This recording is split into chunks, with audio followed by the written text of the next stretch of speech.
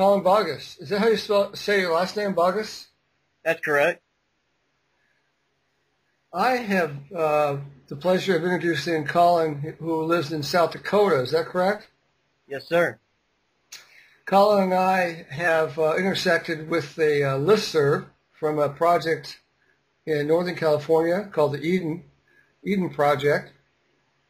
And lo and behold, today I was called a capitalist pig in the listserv. So I wanted to see what's up with you and your involvement with Eden, and where you think this project might be going. Well, to be honest with you, Willie, I haven't been as in touch with the Eden group as I would have liked. I kind of, be honest, I was a little bit turned off by some of the conversations I was seeing in that group. So I've kind of taken a step back from that. Okay. But I was delighted to see some of your input in the group. I'm not directly involved with Eden, but I'm certainly intrigued by it. I've read the Anastasia series and was very, very influenced by it. It resonates with a lot of values inside me. And even though I'm involved with large-scale cattle production, I believe that it is not a contradictory contribution. I think that these two things coincide. And really my ultimate vision is to have eco-villages functioning at the center of holistically managed ranches. I think that's a direction that people haven't really looked in so far. And so just want to do what I can to influence that conversation. And so that's kind of where I'm coming from. Okay, good. I wanted to talk to you about some of those issues. Can you tell me if you see permaculture and Anastasia being compatible? I know a lot of people see the spiritual or the sacred being mentioned in the King's Domains philosophy. Do you have any concerns moving forward about your eco-villages? Well, it's certainly really difficult to weave in the sacred into these kinds of ideas without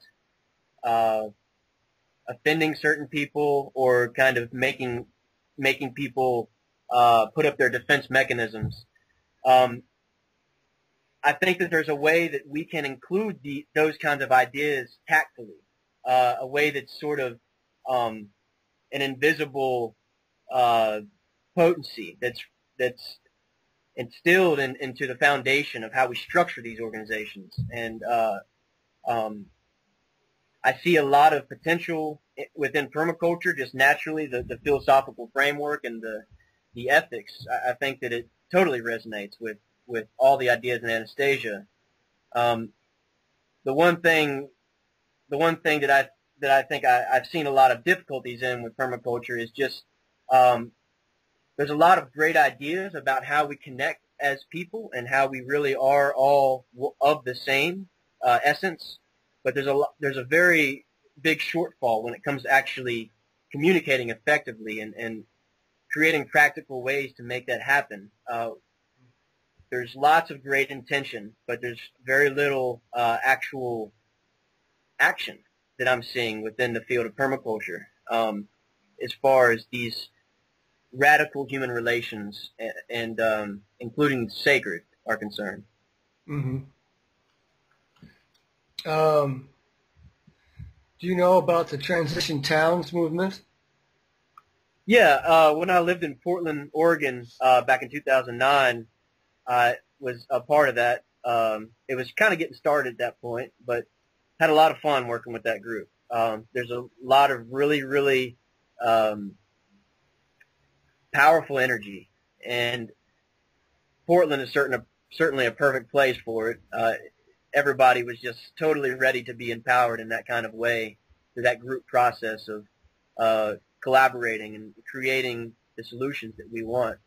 That was a really, really fun project, and I'm totally intrigued by the Transition Town movement, and I want to somehow figure out a way to weave it into my current efforts. And I just see all these things that we're seeing in a subcultural sort of form right now. I see them all just screaming to collaborate with one another, and I don't know how to make that happen, but I think it's important that we just start talking about it. And so that's one reason I was really interested in talking with you. Oh, very good. Thank you. In terms of placing settlements on your land surrounded by cattle, how would you go about measuring enough space for enough people? How would you actually fit those communities together on your land? Well, I haven't really gotten too much into the details yet, but kind of my intuition is just thinking in terms of the Anastasia model of having sort of 3 to 5 acre plots at the center and sort of a circular form at the center of the ranch. And of course, whatever the center is would vary from ranch to ranch, but whatever would make sense within that particular environmental context. And you know, I kind of imagine really, really urban, densely settled habitats. Right. And maybe having sort of concentric circles of different focus. You know, there might be people in the very middle who are the craftsmen or the tradesmen, and then as you branch out, people that are more involved with actually working with the land, people who might have a dairy cow or chickens or might be growing a bunch of vegetables. I think that there's a way that we can all do what we love within this community and still have a functional space. We don't all have to be gardeners or farmers. The idea is just to organize it in a way that all of our needs are provided collectively. And then the cattle operation surrounds the village, provides a really stable foundation economically and ecologically. These grasslands that these ranches exist on, they represent an ecosystem that co-evolved with grazing animals. They need the grazing animals just as much as the grazing animals need them. And without the impact of animals and the interaction of animals with this land, it suffers. It actually suffocates. The old growth of these grasslands, because the humidity is so low here, it doesn't break down, and so it just kind of suffocates the new growth of future generations, and prevents them from growing and from flourishing. So this land needs the cattle to come along and take the old matter away, and to break up the soil, keep it nice and arable, and also having cattle come onto the land increases its ability to capture water. There's innumerable things I could list here, so I'll just stop there and hand it back over to you. Oh, that's good. I know that there's always a political component to permaculture, and it always seems to me that we create kind of islands with almost no regard for what's happening around that island. I see a lot of projects that are sort of beacons of design, but in the end are run by a very few people and not connected to much of anything. They're sort of isolated. I'm excited to talk about your concept because nobody's really isolated in your model. It's all connected together and interconnected from an economic point of view. Talk to me a little bit about land ownership and what that means in the permaculture movement to come. Well, I think one of the biggest struggles that the general subculture of eco-villages and permaculture has dealt with is this issue. So I'm not really sure how to approach it, but I think that as a species, we may need to experiment with private ownership as a transition to a collective ownership.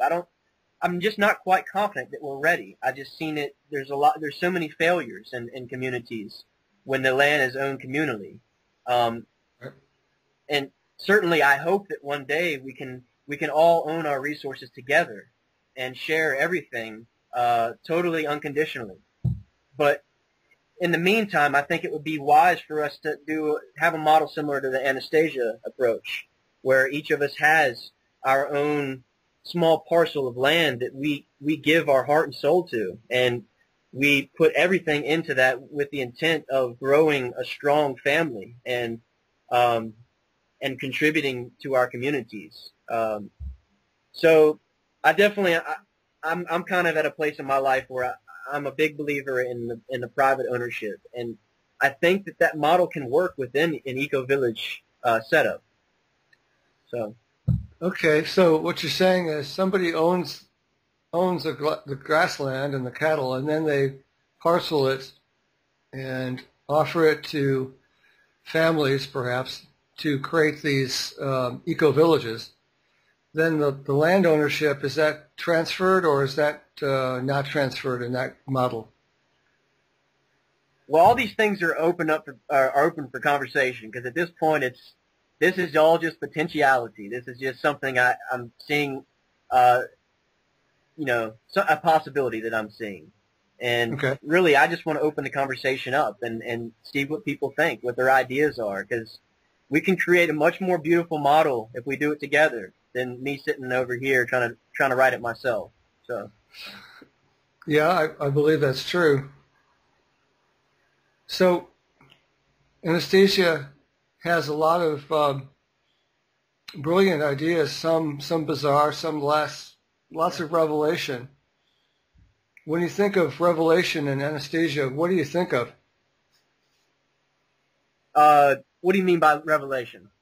Well, discovering of some great new ideas or new movements or new energy, I guess.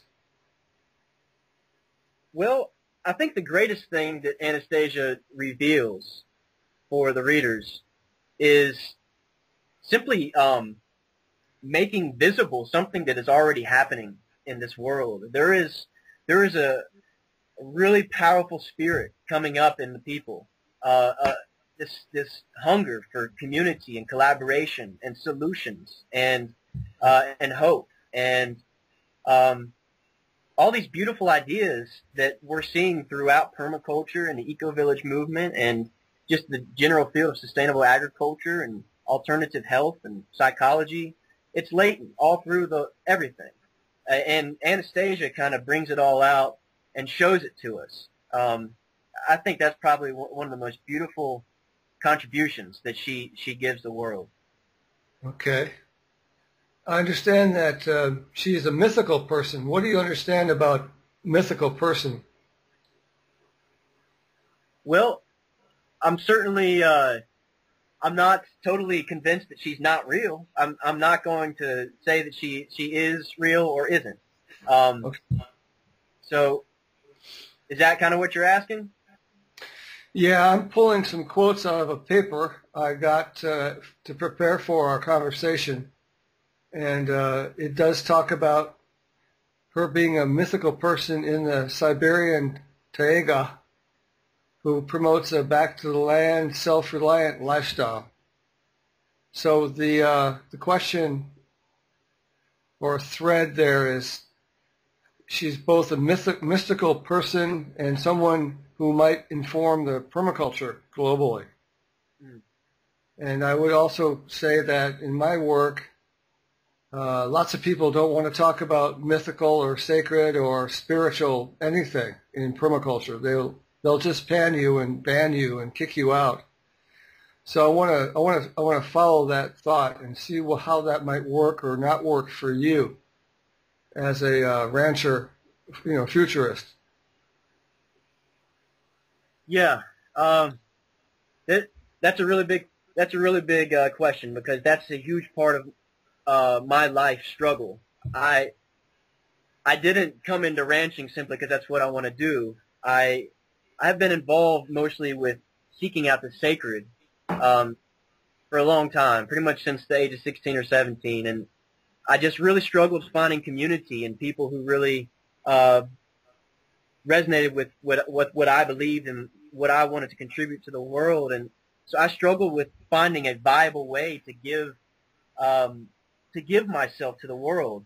I know what I'm supposed to be doing here, but giving it to the world in a way that people actually understand and value, that's another question. And so this is my current gig, is sort of a way that I'm trying to give myself to the world in a way that makes sense to a lot of people. And so that being said, I am wanting somehow to weave back in the more sacred parts of this world. That is really what I'm drawn to most.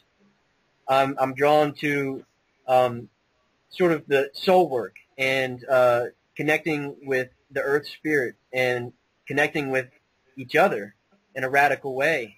That's kind of where I'm at, Willie, and that just kind of gives you a little brief kind of digression from the picture that people might have of me as a rancher. That's not really that's not what I want my identity to be. That's just where I am currently. So. Great. No, I appreciate that's a resource now. That's a means to an end, so to speak. Yeah. Well, we're both similar in our pursuit of something higher, something more special. I saw the Rudolf Steiner quote, wanting to be a servant of sacred things, selfish and true. I think that's an interesting path. So I think you originally wanted me to look at how to pull this off, or how to start it, or how to collaborate around it. Is that correct? Yeah, just to get the conversation going. Yeah, good. Well, I think I have some ideas about that. One, I think. Do you know what a charrette is? Charrette? I don't, no. Okay, well, a charrette is a French word that now means design session or design collaboration. And it strikes me that one way to get started, one way to describe your opportunity and to invite feedback and partners, families perhaps, is to get together an online charrette that talks about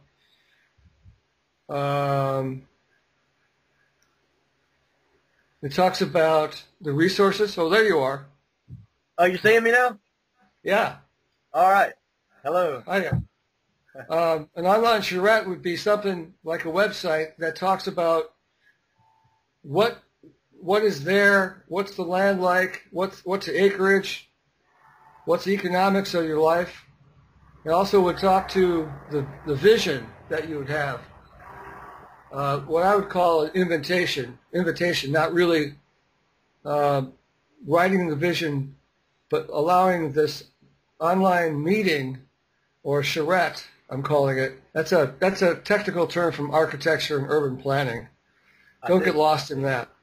But your website could start to introduce the opportunity and your goals and vision surrounding what you want to do.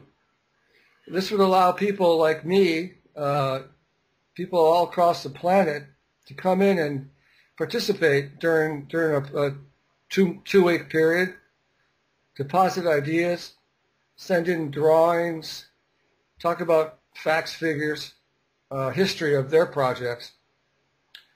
So I think a website that invites people in and gives them a sense of what's going on would be an interesting way to do this without having to go anywhere, without having to spend a lot of money.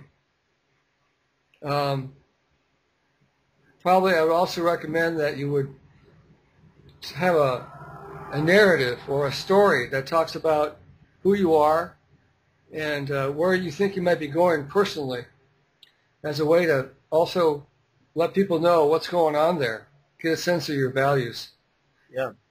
Okay, so that event could be very simple, could be very complicated. It could have live chat. It could have send me a text with your ideas based on the resources presented.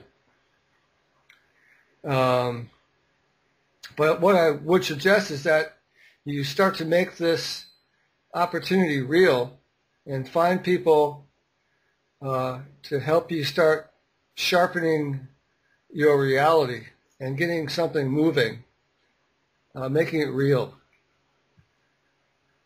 What do you think of that? Got some great ideas, Willie. Well, it's not hard. But, you know, you also could take the charrette idea into a Saturday meeting for your colleagues and your neighbors who might give you some very important messages, opinions about what you're trying to do. Those are people who will be directly affected first by cutting roads and delivering hurts and igloos and whatever else you're going to live in. So it might be an interesting two-stage process. Talk about it locally and then talk about it online to the planet. So do you know about this website? Let me bring it up here. Australia, here it is. Can you see the chat box below? Colin, can you see the chat box below my picture? It's one of the little icons on the right side. Looks like a bubble. Yeah. Okay, I just sent you a link. Did you see it? I did, yep. Okay, that is probably one of your primary references, and it's a whole lot different than the Eden Project. What the Permaculture Global thing is, it's about people who are posting their permaculture projects all across the planet. And Neat. You'll find teachers, citizens, experts, dreamers. You'll find everybody right in this simple, free matrix. This is great, Willie. Yeah, I would suggest that you join up. It's free, and that's another place to put the project description for your vision. Call it the Grasslands EcoVillages or something like that, right? Yeah. Okay, so that's a great place to get started, even before you talk to the neighbors and to the locals. Yeah. So that's another idea. Yeah, my hope is that this whole thing would fit into the current company that I'm working for right now, Grasslands, just because there's a huge effort right now to expand this model all over the world. So that's kind of my hope. I've been talking with a few people from the investment firms that support us. Not really sure where that's going to go, but just exploring options right now and engaging other people in the conversation. But yeah, definitely, I'm going to explore that website. I've heard about that before, but I've never actually spent much time on it. But I see that it's a project of the Permaculture Institute of Australia, which is really cool because I definitely resonate with everything they're doing. So good. I've also gave you that word charrette. Thank you. In that list. Let's see. Well, you're gonna encounter the same folks that I'm encountering at the Permaculture Global site. Again, we talked about it. Some people don't want to infuse spiritual mysticism, the sacred, in this permaculture thing. They just want to dig in the ground, and that's all they want to do. So what I'm saying as a sort of precaution is stay true to your vision, and make sure that you're going to get out of this what you want to. No, don't let people steer you out of your sacred aspect, because you and me, we understand that that's the long term here. Yeah. The long term isn't digging in the dirt, building up shacks on land, but it's getting together and having some sort of common bond in multiple layers. Yeah. Multiple bonds is what we need, and you lament that we're not communicating very well, we're not collaborating. I agree with you. That's exactly why I'm coupling the sacred with permaculture, because we need that combination now, because I don't think permaculture will be as powerful without it. Yeah, I agree with you. Okay, good. All right, let's see what else I got on my list. Interesting. Well, you know, they talk about that she has the ability to translocate her body to other places and into the planets. Now, that's going to raise some eyebrows in Australia. Yeah. So, you know what? I might recommend that you construct a model or a narrative that is without all this jargon. Oh, yeah. I'm with you. And just leave it out and, you know, stick to the basics. I think that's a better approach. Yeah, you know, I hesitate altogether to even make any mention of Anastasia. I think her ideas are useful without including her name.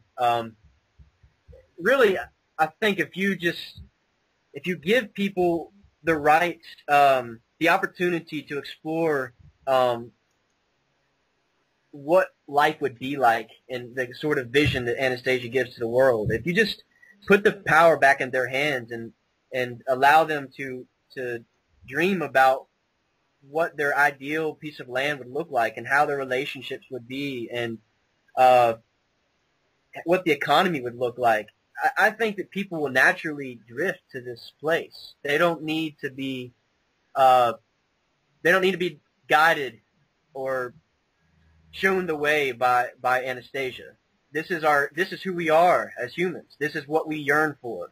We yearn for connection with the earth, with each other, and connection with our soul. And if we just provide the right environment, this will happen. And we need people. We need skilled people along the way to be there and to listen to people and help them birth their visions. We need facilitators and coaches. You know, yes. People who include the sacred. Gotcha. Well, it would seem that I have more to offer you than I thought originally, which is good. It's nice to find somebody who is on the same sort of trajectory perhaps. So let me know how I can offer more guidance. If there's some more formalized support or design help, connections I can offer you, let me know. Okay. The Bay Area obviously has a whole lot of people trying to, you know, save the planet every day. So I'm in touch with many of them, and maybe somebody can come out and do some drawings with you, start to sketch a thing or two, try to work out a model that you envision. Maybe that consultant is a nice step. Not necessarily an expensive step, but have somebody listen and write it down and walk the land. Another place to start. That's all. Yeah. I hope that this idea receives the full support of our investors and our management team, because that will enable that sort of thing. We can bring in the professionals from the fields of permaculture and that general subculture. We can bring them in, But without their support, I'm just a underpaid, overworked rancher right now. So I can't exactly invest in that sort of thing, although I want it desperately. But I appreciate your input. Okay, well, dreams have to be built. So I'm just curious as to how you would approach this investor group tomorrow with some sort of document. How would you do that? What would it say? At this point, I've just had conversations with them. So I think the next step would be to create a sort of what we call a holistic goal in our field of holistic management ranching, Okay. where I would identify sort of what exactly this whole under management is, what it is we're trying to create, and I would identify what our statement of purpose is, and then I would move into our quality of life and what our forms of production would be, what we would need to produce in order to sustain that quality of life, and then I would move to future resource base. What would the ecology, the community, and the economy need to look like far, far into the future in order to support that quality of life and those forms of production? That's what they want to see, because that's the model they work within. Okay, so that's a business plan. I appreciate that. Gentlemen have to make money, and they have to see what they're always seeing. And in that freedom, that structure, the new vision can take place. So are you writing that business plan now, or are you still thinking about all this stuff? Yeah, I'm playing with it. I'm not putting anything down in concrete. I'm just kind of trying to put some ideas in a structured form, and hopefully that'll be the foundation for some more informed dialogue with these guys. Okay, well, why not take a Saturday afternoon and do a design charrette with these guys with the intent of starting that business paper? In other words, get their input on these topics at the start rather than at the end. Get them to buy in. Get them the feedback on this stuff. So there's another design session with another group of people. I think I've told you about four different people or constituents that would benefit from helping you devise this vision. Yeah, and the other piece of advice is that just do it. Quit screwing around. Put it on paper. Put it in concrete if you want. But yeah, my sense is that it's time to draft it out with their help now or later, with the neighbors or with me in Northern California. Doesn't matter. It's time, though. Well, thank you for that encouragement. Well, it's just got to get it started. Yeah. Well, right now I'm kind of waiting for a conference call to be organized. I spoke with a woman from one of the investment firms, and she really resonated with all the ideas and said that day she would share them with the CEO of that company, and they're going to try to schedule a conference call in the next couple of weeks. So that should be coming up pretty soon. Excellent. Okay, well, get it structured as much as possible so they can give you the feedback you need. Absolutely. I wouldn't make it a casual conversation at all. I'd say, here's the agenda. Let's go through it. Take copious notes and see if that doesn't help you write this thing. Yeah. It's helpful for you to know what their fears are and what their bottom line is. And if they don't have anything to do with Anastasia or the sacred or permaculture, it's good to know that. Well, they're definitely interested in permaculture. I know that. Okay. They've explored investing in some permaculture projects, so they certainly have an interest there. Oh, interesting. Okay. Well, that sounds wonderful. All right. Well, from my point of view, I would love to see a drawing of your property line, the contours, and where these hypothetical eco-villages might be constructed. Yeah. I would love to see a drawing like that, just for the hell of it. Show me the roads and wherever else it is. Well, I have to settle on one of our ranches. Right now, there's 3 ranches being managed. Not sure which one provides the best land base, but yeah, I could play around with that a little bit, just as an exercise. Yeah, you have some sort of land maps or parcel maps that you can use as a base? Oh, yeah. Yeah, I use them every day. Oh, okay. That's what I thought.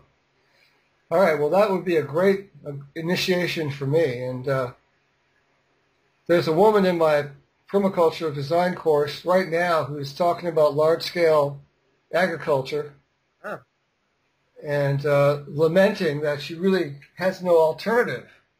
And that's one of the reasons why she's getting certified. So I can turn you on to her, and she may have other resources that I don't. Okay. So yeah, that's a good connection. Thank you. Are you in an area where you can take the permaculture design certificate course? There's nothing around here. There's a reservation down in kind of south central South Dakota called Pine Ridge, and they have some permaculture efforts going on there, but I don't think they have any classes going on this year. But this commitment is only till August or September. So after that, I'm planning to go somewhere where there will be more of a permaculture community and opportunities. Oh, okay. What happens if they give you the green light and they want you to build this vision? You'll stay? Well, I guess I'll undergo a serious replan.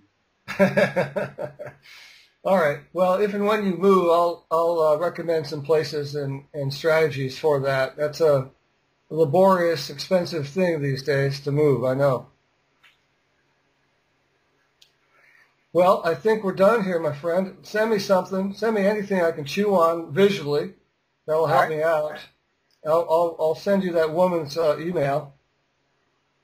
And check out the sites. I'm looking for something more, of course. So let me know what I can do. Well, I appreciate your time, Willie. Good to connect. You're welcome. Well, it's just the beginning. Yes, sir. All right, Colin. I'll check you later, buddy. All right. Thank you. Ciao.